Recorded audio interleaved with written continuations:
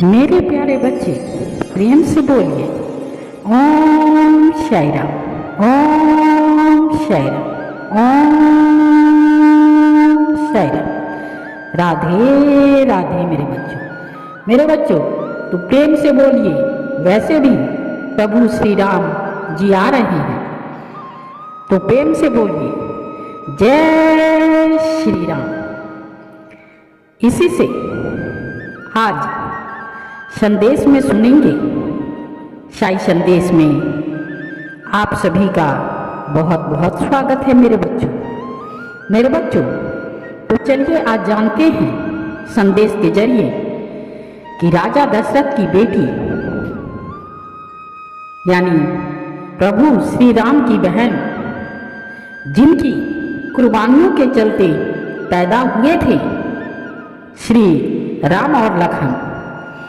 मेरे बच्चों, अगर शायद संदेश चैनल में आप नए हैं तो चैनल को सब्सक्राइब कर लीजिए ताकि आने वाली वीडियो की नोटिफिकेशन आप तक जल्द से जल्द पहुंच सके। मेरे बच्चों, ज़्यादा समय ना लेते हुए आइए सुनते हैं राजा दशरथ की बेटी यानी प्रभु श्री राम की बहन, जिनकी कुर्बानियों के चलते पैदा हुए थे श्री राम और लखन।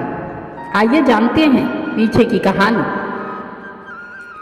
रामायण के किरदारों का जब भी जिक्र होता है मेरे बच्चों, तो राजा दशरथ के चारों पुत्रों की बारे में बातें होती है, लेकिन उनकी बेटी की नहीं होती। बहुत कम लोग ही जानते हैं कि उनकी एक बेटी भी थी। आइए जानते हैं कि उसका नाम क्या था। मेरे बच्चों, राजा दशरथ के चारों पुत्रों की बात तो होती ही है, लेकिन उनकी बेटी की नहीं होती। बहुत कम लोग ही जानते हैं कि उनकी एक बेटी भी थी, जिनका नाम शांता था, यानी शांता देवी का जिक्र वाल्मीकि रामायण के बाल कांड में किया गया है। मेरे बच्चों, विष्णु पुराण में इन्हें राजा दशरथ और महारानी कौशल्या की पुत्री बताया गया है। मेरे बच्चों, विष्णु पुराण में देवी शांता से जुड़े एक प्रसंग का वर्णन भी किया गया है। विष्णु पुराण के एक प्रसंग के मुताबिक एक बार रानी कौशल्या की बहन रानी वर्षिणी अयोध्या पहुंची। वर्षिणी अंग देश के राजा सोमवाद की पत्नी थी। हालांकि विवाह के लंबे समय के बाद उन्हें कोई संतान नहीं हुई। देवी शांता को देखकर रानी वर्षिणी की ममता जाग उठी, लेकिन अगले ही पल संतान न होने की बात याद कर वह दुखी हो गई। रानी वर्षिणी के चेहरे पर दुख के भाव देखकर राजा दशरथ ने मायूसी की वजह पूछी। रानी वर्षिणी ने कहा, काश मेरे पास भी शांता जैसे बेटी होती तो मैं भी खुश होती, मैं भी मुस्कुराती। संतान की चाहत में रानी वर्षिणी ने शांता को गोद लेने की बात राजा दशरथ से कह दी। मेरे बच्चों, आइए जानते हैं कि गोद लेने के बाद क्या हुआ। रानी वर्षिणी की व्यवस्था को देखकर राजा दशरथ ने अपनी बेटी शांता को गोद देने का वचन दे दिया।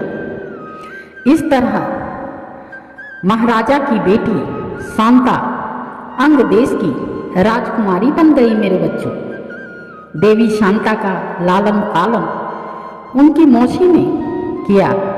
जिस तरह रामलीला में महारानी कौशल्या की बहन का जिक्र नहीं किया जाता है, उसी तरह देवी शांता के बारे में बहुत कम लोग ही जानते हैं। मेरे बच्चों, देवी शांता सुंदर होने के साथ वेद कला और शिल्प की ज्ञानी थी। देवी शांता के विवाह का प्रसंग भी व्यक्त किया गया है मेरे बच्चों। एक बार की बात है जब रोम पद के राज्य में सूखे के हालात बन गए। हालात धीरे धीरे और बिगड़ने लगी। अकाल की स्थिति बनने पर राजा रोम पद ने ऋषि श्रृंगी को आमंत्रित किया और समस्या का हल पूछा। ऋषि श्रृंगी ने यज्ञ कराने की बात कही। पूरे विधि विधान के साथ यज्ञ कराया गया। राज्य में बारिश हुई और सभी के चेहरे खिल गए। देश की समस्या का समाधान करने पर राजा सोमपाद ने बेटी शांता का विवाद ऋषि श्रृंगी के साथ कर दिया। कहा जाता है कि ऋषि श्रृंग महान मुनि थे। वो जहाँ रहते थे वहाँ शांति और समृद्धि बनी रहती थी। जहाँ कदम रखते थे वहाँ हरियाली रहती थी। मेरे बच्चों, जब देवी शांता ने किया त्याग, बेटी को गोद देने के बाद राजा दशरथ की कोई संतान नहीं हुई। राजा दशरथ काफी परेशान रहने लगे। तब उन्होंने अपनी समस्या ऋषि वशिष्ठ को बताई। ऋषि वशिष्ठ ने दशरथ से श्रृंगी ऋषि से पुत्र कामोष्ठी यज्ञ कराने की सलाह दी। श्रृंगी ऋषि का नाम सुनकर उन्हें अपनी बेटी की याद आई। वह श्रृंगी ऋषि के पास पहुंचे और यज्ञ कराने की बात कही। पर इस पर श्रृंगी ऋषि का कहना था कि जो भी यह यज्ञ कराएगा उसके सारे पुण्य नग्न हो जाएंगे। उसकी तपस्या का सारा प्रताप खत्म हो जाएगा। उन्होंने शांता से कहा, अगर मैंने यज्ञ कराया तो तुम्हें जंगल में रहना पड़ेगा। यह सुनकर देवी शांता ने उन्हें मनाया और कहा, मैं यह सब कुछ सह लूंगी। आप मेरे माता पिता के लिए यह यज्ञ करा दीजिए। इस तरह देवी शांता ने उन्हें यज्ञ के लिए राजी किया। श्रृंगी ऋषि ने राजा दशरथ को संतान की प्राप्ति के लिए यज्ञ किया। यज्ञ सफल हुआ और राजा दशरथ के 4 पुत्र राम, भरत और जुड़वा लक्ष्मण और शत्रुघ्न का जन्म हुआ। इस तरह देवी शांता ने राजा दशरथ के पुत्रों के लिए अपना त्याग किया था। मेरे बच्चों, आप श्री राम मर्यादा पुरुषोत्तम श्री राम आ रहे हैं।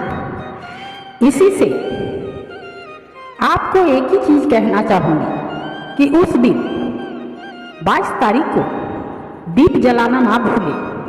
दीपावली की तरह स्वागत कीजिए, क्योंकि प्रभु श्री राम आ रहे हैं। मगर मेरे बच्चों,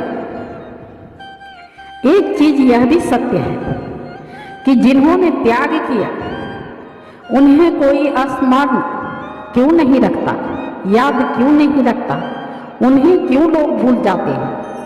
मेरे बच्चों, तो प्रभु श्री राम के लिए आप दिया जरूर जलाइए और उनको अपने दिल में जगह दीजिए।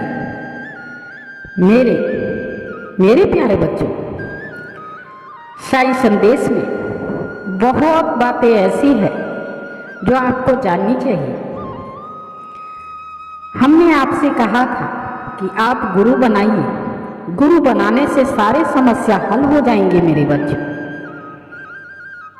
क्योंकि बिना गुरु के ज्ञान नहीं मिलता। और ज्ञान कुछ भी कर लीजिए, मगर जो भी करोगे तो उल्टा ही होगा और परेशानियां आती रहेंगी। इसीलिए आपसे अनुरोध है कि जितनी जल्दी हो सके आप गुरु बनाइए। बिना गुरु के ज्ञान नहीं है मेरे बच्चों, तो प्रेम से बोलिए ओम साई राम, ओम साई राम, ओम साई राम। राधे राधे मेरे बच्चों, जय श्री राम। धन्यवाद मेरे बच्चों।